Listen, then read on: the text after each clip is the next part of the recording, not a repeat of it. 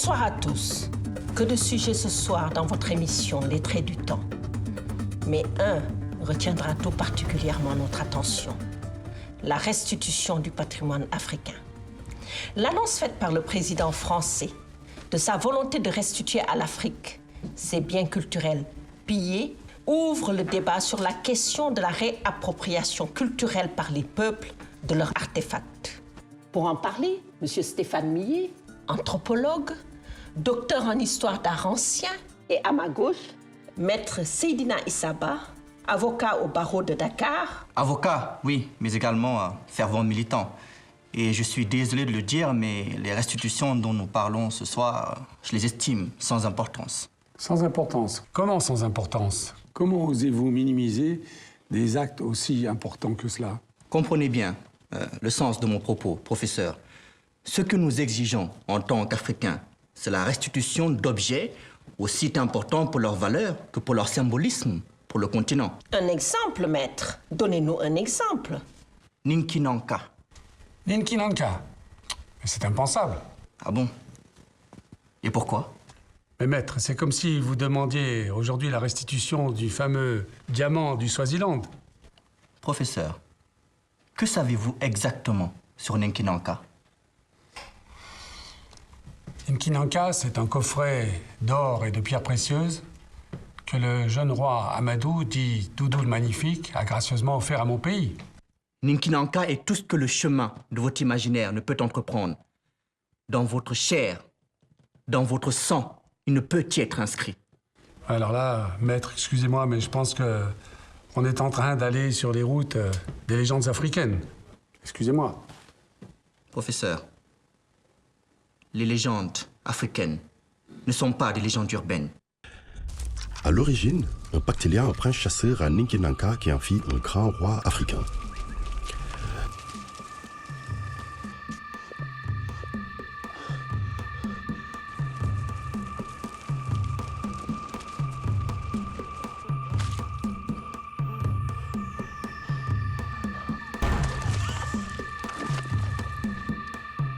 Comment oses-tu troubler mon sommeil misérable et vermisseau?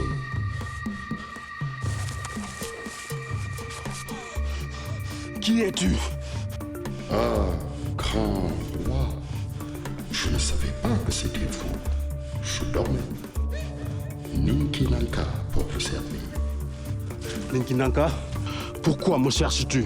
Grand roi, je suis à ta recherche depuis si longtemps. Que fait un puissant djinn dans le petit royaume de mon frère?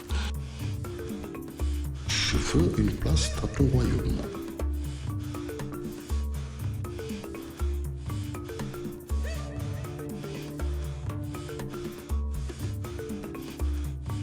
Écoute, je suis un prince pauvre. Je ne peux pas t'offrir grand-chose. Une enveloppe corporelle de mal sublime aux mensurations parfaites. Une grotte secrète, un coffret en or et pierres précieuses. Et le pacte fut scellé entre le prince chasseur et Ninkinanka.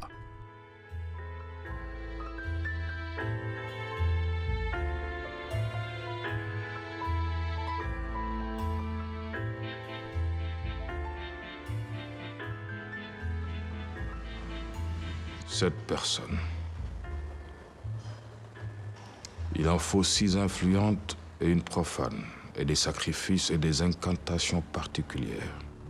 Tu respecteras les prescriptions à la lettre, et tu jouiras de Ninkinanka. Sinon, tu mourras ainsi que tous ceux qui l'auront vu. Lorsque Ninkinanka reviendra en terre africaine, il doit être respecté. Cela va de soi. Il ne faut jamais réveiller le djinn vengeur. Personne ne pourra l'arrêter. Seules les âmes pures seront épargnées et récompensées. J'ai conscience des risques encourus. Les 5 autres choisis méritent-ils ta confiance? Surtout ton député tonitruant. Sidi. J'ai aucun doute le concernant. J'espère que tu feras les bons choix. L'enjeu est trop important. Au peuple souverain. Au peuple souverain, certes. Mais n'oublie jamais que tu deviendras riche et puissant grâce à son pouvoir. Nous avons chacun des motivations personnelles dans cette affaire. Boris, nous allons nous mettre en visioconférence avec Dakar sur proposition de Monsieur le ministre Youssoubé ici présent. Monsieur le ministre, veuillez vous installer là, s'il vous plaît.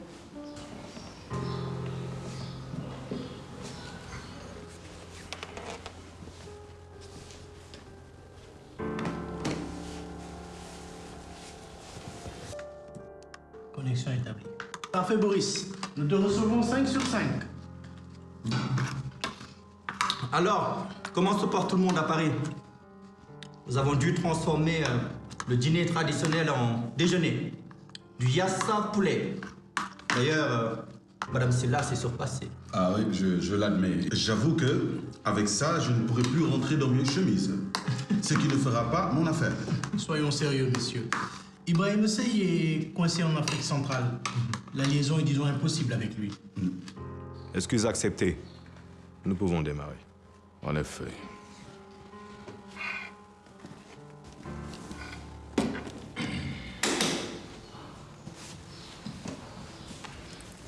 Ninki Nanka contre sa valeur en diamant.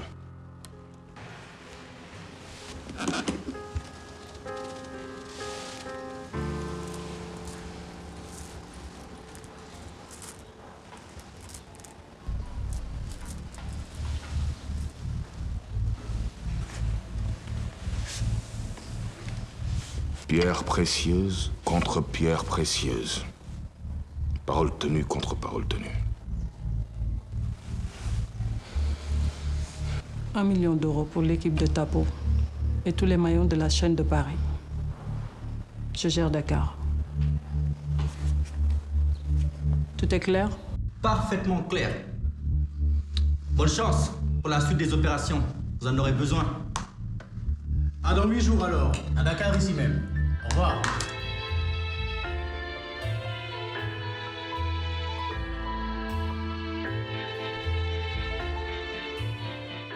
Les plans du musée en 3D. C'est qui la meilleure? Ces salauds se sont dotés d'un cryptage de dernière génération. Je jouis déjà à l'idée d'exploser tous ces codes de sécurité. Prêt pour le grand plongeon? Nous serons dehors dans la camionnette. L'équipe attend vos ordres. L'opération doit se faire la nuit indiquée. Sinon, la suite n'aurait aucun sens. La fenêtre est trop petite. Cela ne me regarde pas du tout. Vous mettrez l'objet ici quand tout sera fini. Et l'argent?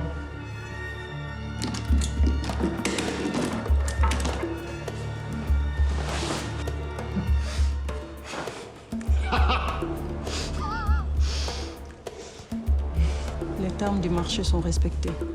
Aucun de nos noms ne sera lié, ni de près, ni de loin à l'opération, et n'apparaîtra nulle part. Donc je sais qui est avec vous. Ce bijou restera ce qu'il a toujours été, une ombre. Allez, on y va. Ainsi, pendant plus de 3 siècles, le royaume vécut dans l'opulence, à l'abri de la disette et de la guerre.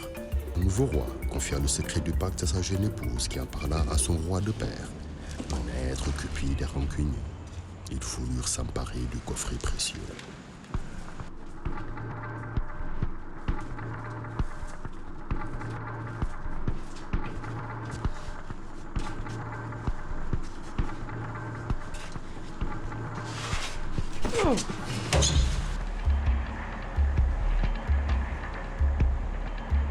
Courant off.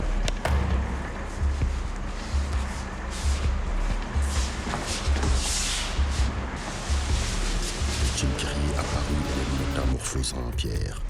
Quand le nouveau roi revint, il les délivra du sortilège et les chassa de son royaume. Cela ne suffit pas au père jaloux. Armé par des négriers, il attaqua le royaume prospère. Le nouveau roi et ses guerriers, convertis en esclaves, se suicidèrent. Les survivants prirent le chemin de Gorée.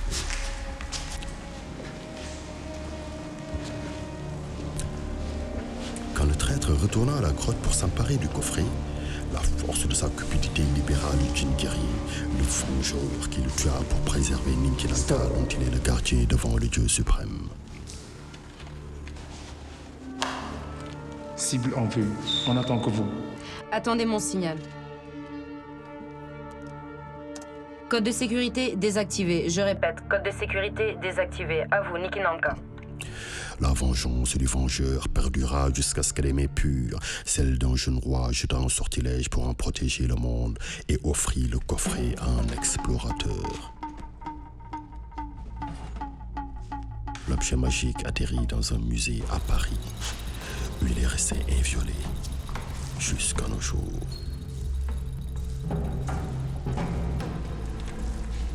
Go, go, go, go, go.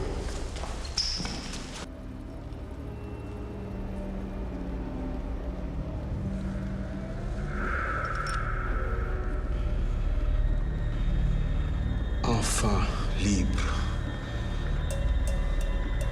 Viens ici, toi. Pourquoi tu gigotes comme ça?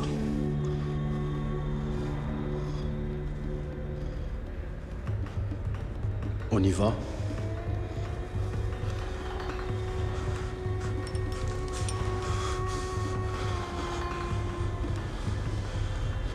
J'ai enfin le droit d'être amoureux. Où est ma reine? Nous la retrouverons. Tu chantes victoire trop vite. Elle a couvert en d'or. J'aurais oublié le coffret, Fugaka. Comment le coffret? Le sortilège du diamant bleu nous condamne à demeurer à ses côtés. Il faut le suivre donc. Tu repars quand? Écoute, je repars aujourd'hui même. J'ai eu une séance de travail avec le président dès ma descente de l'avion. Je pense que mon week-end est complètement foutu à cause de cet article incendiaire contre son régime. N'oublie pas que la livraison se fera le soir même de l'arrivée de la mallette. Nous n'avons même pas une minute à perdre. T'inquiète, j'y serai à minuit pile.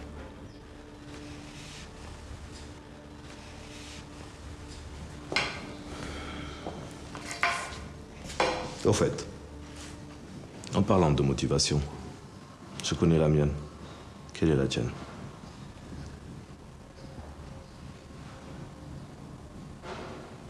L'amour. Une voie sans issue.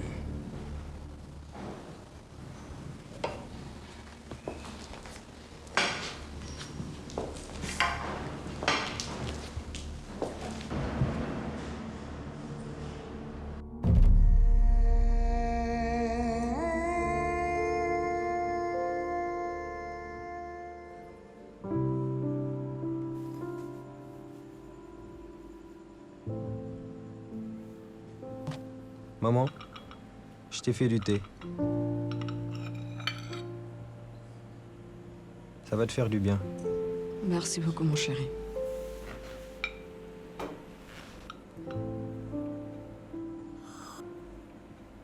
Comment va tonton Bey? Mal. Nous prions tous. Amen.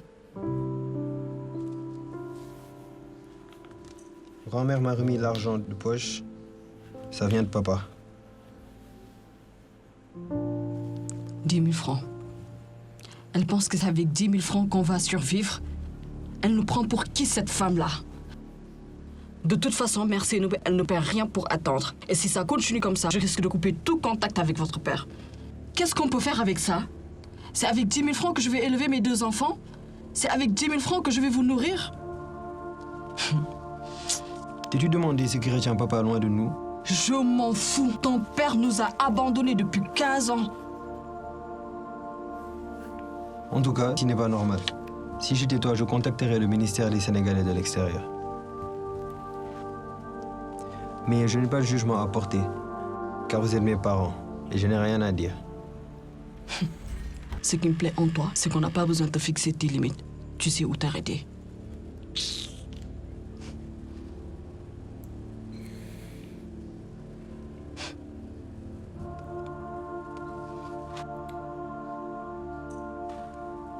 sais quoi, Saliou? Vous êtes tout pour moi, ta sœur. Jamais je ne vous maudirai.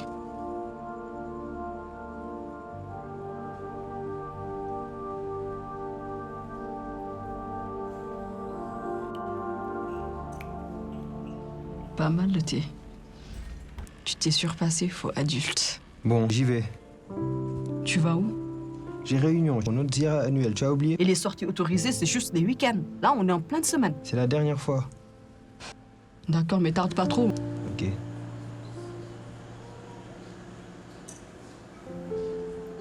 Et Chaba? Chaba, qu'est-ce que je t'avais dit à propos de ces écouteurs? Quoi? Qu'est-ce que maman vient de dire? Hé, respecte-moi. Je suis ton aîné. Maman, il est culotté depuis qu'elle a 2 cm de plus que moi. 20, ma chère.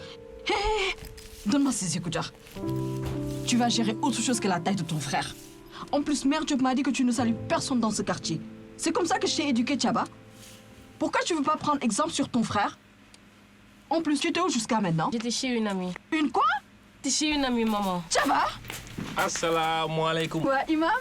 Vous avez la paix? Oui, ça va, alhamdulillah. Ça. Entrez, Imam. Je vous en prie, prenez place. Merci. Ça. Ça va bien? Bien. Ça. Marie? Merci pour la confiance. C'est normal, Imam.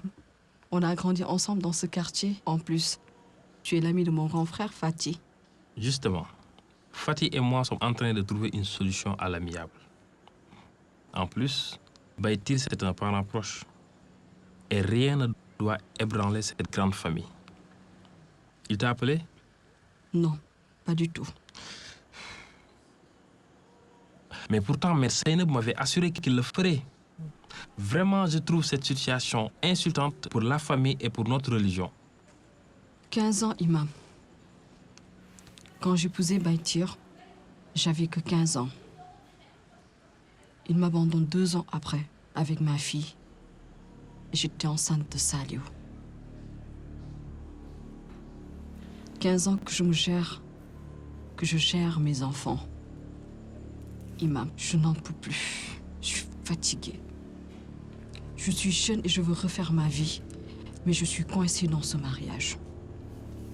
Je veux juste qu'il m'accorde le divorce et qu'on en finisse une bonne fois pour toutes. Je suis fatiguée. Écoutez, Marie.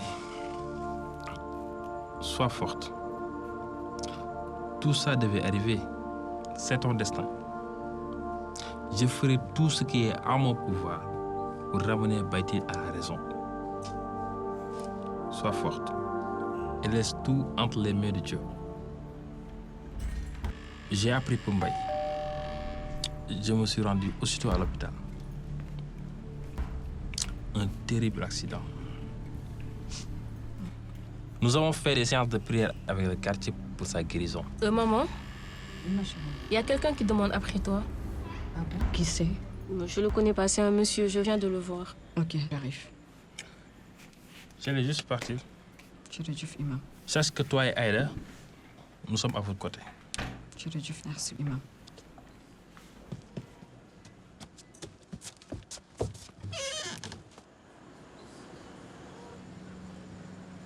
En tout cas, merci beaucoup, Imam.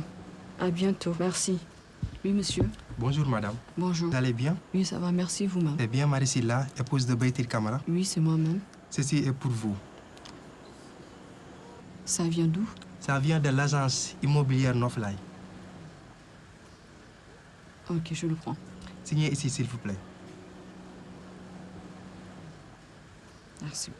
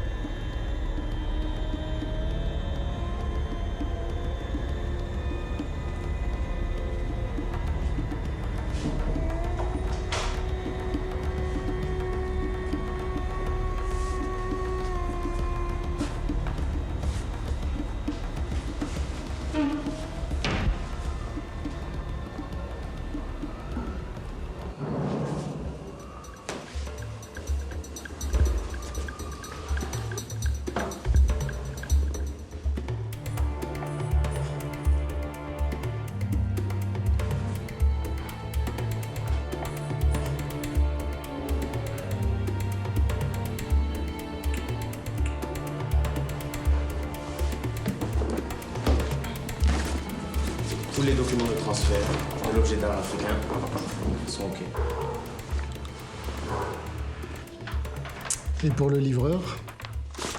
Tout est OK. Son billet est réservé pour Dakar. Les dieux sont avec nous. Bravo les gars. Bon boulot.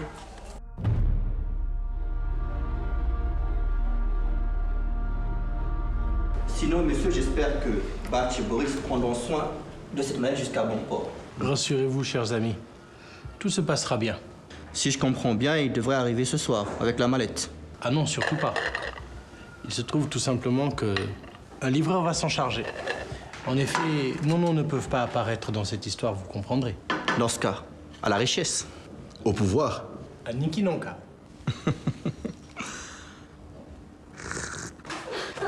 Seigneur Dieu. Marie?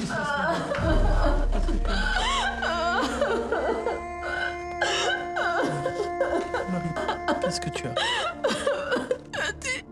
Notre maison va être saisie. Comment ça, saisie? De quoi tu parles, Marie? C'est la faute à Baïtir. Baïtir? Mais je le croyais chien crevé depuis. Ce qui nous arrangerait bien. Marie, parle-moi, explique-moi. Qu'est-ce que Baïtir a fait pour que la maison soit saisie? Il ne paye plus. Et là, le montant qu'on m'a demandé, je peux pas, j'ai pas les moyens. En plus, en 8 jours, c'est impossible. Combien on te demande, Marie? Dis-moi. Marie, calme-toi. Dis-moi, combien on te demande? 40 millions. Ah, quand même. C'est pas une petite somme, hein? 40 millions avec l'investissement qu'on vient de faire. Écoute, Seydina, il faudrait que tu prennes cette affaire en main. En effet. Il perd rien pour attendre ce Baïtir. Je vais personnellement prendre ce dossier en main. Tu passes au bureau, Marie, qu'on en discute. Ta confiance. Merci, Seydina. Merci. Petit, je perds la tête. Non, je suis... En une journée, je perds ma maison. Et mec est dans le coma. Baï? Qu'est-ce qui s'est passé? Une partie de sa tuterie a subi un incendie. Et là, c'est grave. Fatih, je n'en peux plus. C'est trop difficile, c'est trop dur.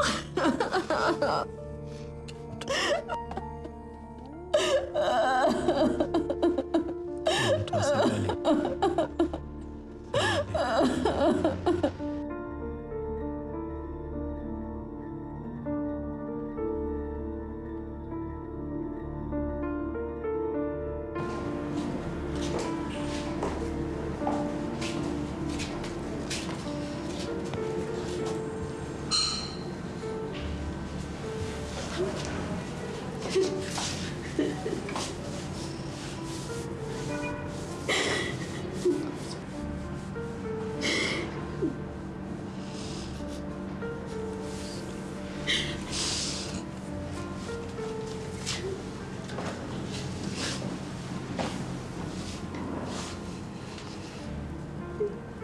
Comment je dois te dire, Marie? Ma plus que sœur, tu dois être plus forte que moi. Tu es un roc, Marie. Il dort. Il ne fait que dormir. Et quand il se réveille, il hurle. Il hurle sans arrêt.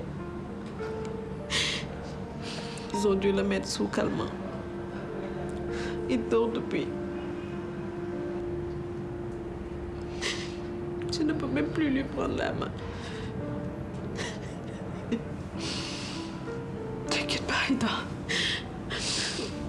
Il est fort, mais il s'en sortira. Il sera plus fou qu'avant. Tu vas voir. Il va s'en sortir. Viens.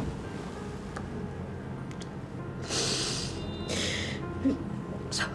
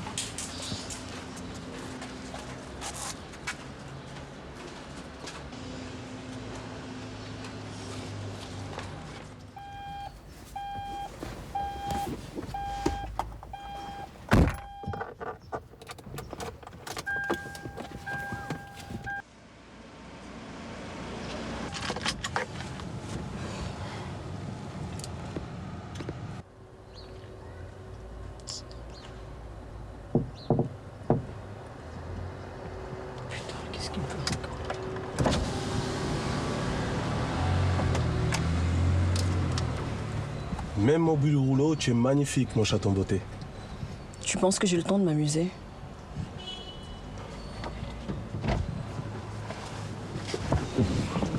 Écoute, Marie, on avait commencé un excellent boulot, toi et moi. Mais à cause de tes scrupules à la noix, tu as tout foutu en l'air. Alors, rebelote. J'adore tes yeux quand tu sors tes griffes là. Réfléchis-y, chaton beauté. Écoute, je te donne 10 secondes. 9, 8, 7, 6, 5. Je perds mon temps. Le compteur tourne, Marie. Tic, tac, tic. Arrête, Sidi. Tu étranglerais même un mort, ça ne te ferait ni chaud ni froid. Mais moi, quand je dis non, c'est non. Compris? J'ai du cœur, Marie. Et je veux bien t'aider. Là, je suis gentil parce que tu es la petite sœur de Fatih. Mon plus que frère. Retrouvons-nous à l'appartement 45. Je pense que j'ai la solution à tes problèmes.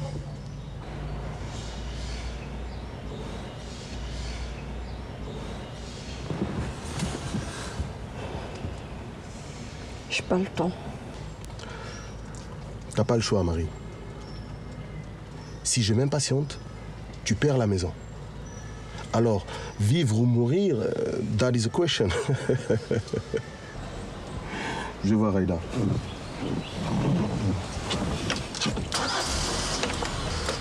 Appartement 45. La porte.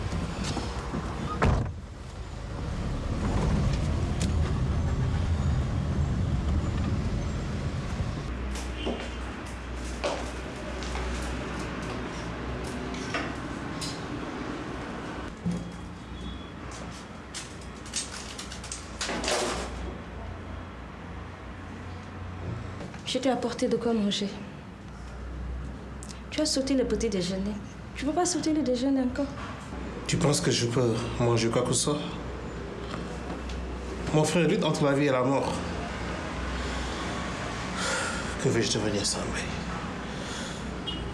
Je ne peux même pas imaginer cela. Nijay, mange, c'est délicieux. Où est Aïda? Je lui ai demandé d'aller se changer. Elle a passé la nuit ici. Elle était trop fatiguée. Ok, bon. Mange d'abord. Après, on va discuter. Je t'ai dit que mon frère, entre la vie et la mort, tu me demandes de manger. Toi aussi. Racine, depuis quand tu es Dieu? Eh, ne me traumatise pas, d'accord? Tu as vu Mbaye? Ton frère est trop brûlé pour survivre. Mais alors, il va falloir penser à l'évacuer. Il est très fort, il va s'en sortir. Racine, il faut déjà présent passer à la Mbaye. Que veux-tu dire? Si tu m'écoutes et que tu appliques mes conseils à la lettre, tu vas reprendre ta place de chef de famille que tu n'aurais jamais dû quitter.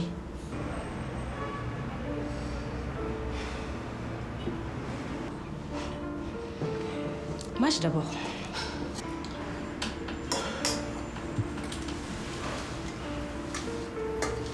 Bon appétit.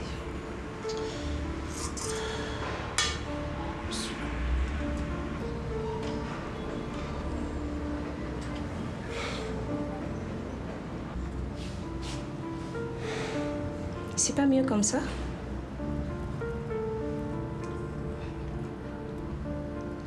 Je ne donne jamais mes conseils au ventre vide.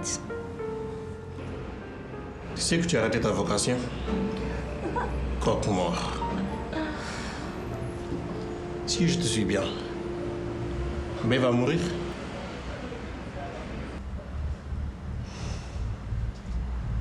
J'ai parlé au médecin.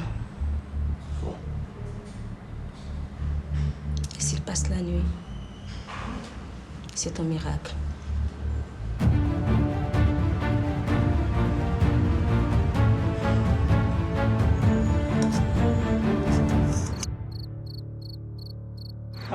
J'ai été laissé gagner, mais finalement, j'ai changé d'avis.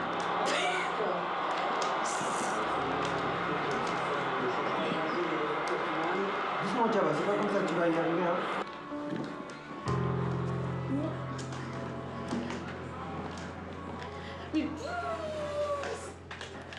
façon, je vais te laminer. Pousse devant la télé. Mais pousse.